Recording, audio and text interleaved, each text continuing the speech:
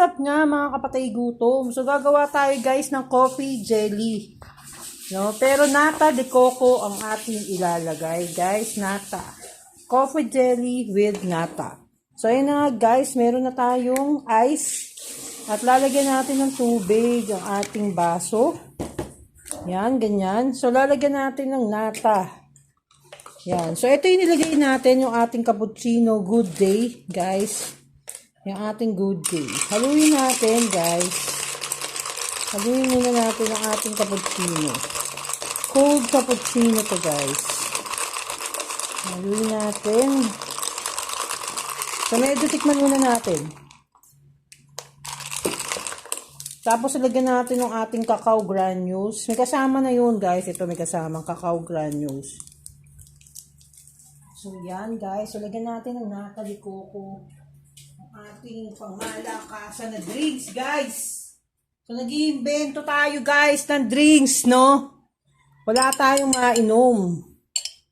So, ito na nga, nata de coco. Lagyan natin ang ating nata dyan. My God. Nata de coco. So, kulay pula. As you can see, red color ang ating nata. Haluin lang natin ang haluin ito, guys.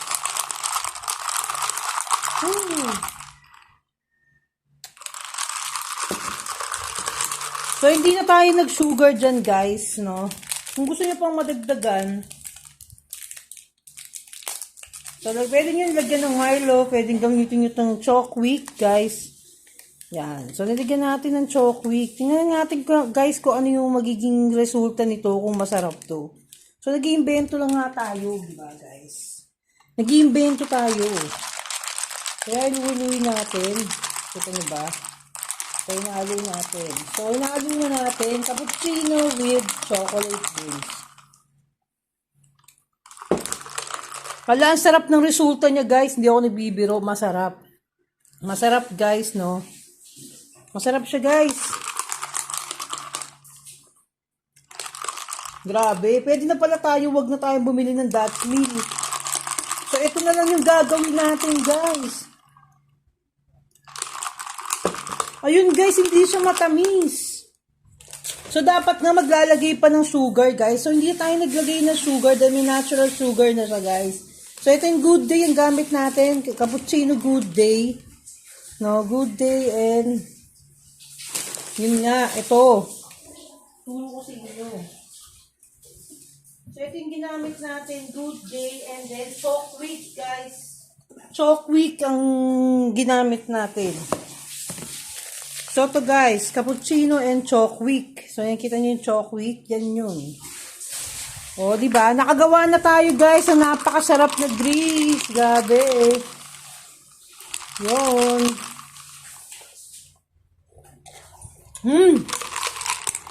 Grabe, ang sarap, guys. Dagdagan nyo na lang, guys, ng yelo para mas lalo ma-achieve natin yung kasarapan. So, achieve na, guys, yung ating drinks na inaasahan, guys. So, para ka na nag-instant, no? Tingnan ka na sa Starbucks. Parang Starbucks na yung dating niya, guys. Grabe. So, punuin lang natin ng ice yan at may nata na tayo. Grabe, guys.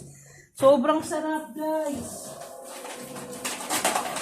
Walang biro, guys. Ang sarap.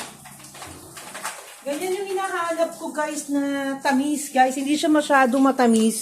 Siguro mas sasarap pa to, guys, kung ilalagay natin yung milk na, asin talagang, yung gatas na guys, na mga Magnolia na gatas, yung na.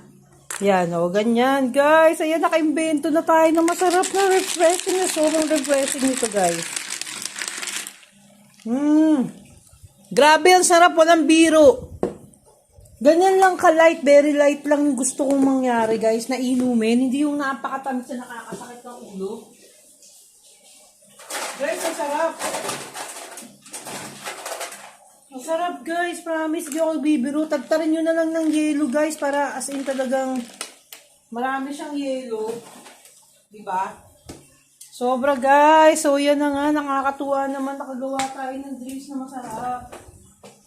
No? So, hindi na tayo bibili ng Dutch Mill. So, ito na lang palang Chokwick ang i-alternate natin dito sa ating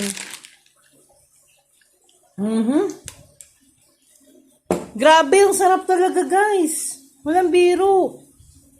Ako hindi ako mahilig sa cappuccino, hindi ako mahilig sa drinks na, chocolate drinks na sobrang tamis. Kaya okay nga sa akin yung Vitamilk eh. Kaya yun lagi iniinom ko. Kasi very light lang yung sugar niya, yung tamis niya. Tapos ito gumawa, ito nga, Chokwick. Hindi rin pala matamis tong Chokwick guys. Dahil kasi nalo natin doon sa ano. So ayan na nga guys, naka-invento na tayo na pangmalakasan guys.